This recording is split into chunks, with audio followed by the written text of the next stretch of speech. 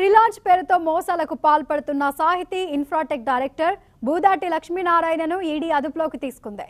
ప్లాట్లు నిర్మాణం చేసి ఇస్తామని చెప్పి పలువురు వినియోగదారుల నుంచి కోట్లలో డబ్బులు వసూలు చేసినట్లు ఫిర్యాదులు రావడంతో ఈడీ కేసు నమోదు చేసింది. 1800 కోట్లకు పైగా వసూలు చేసినట్లు సాహితీ గ్రూప్ పై ఈడీ మనీ లాండరింగ్ చట్టం కింద కేసు నమోదు చేసి దర్యాప్తు చేస్తోంది. ఈ క్రమంలో ఆదివారం రాత్రి అధికారులు ఆయనను అదుపులోకి తీసుకున్నారు.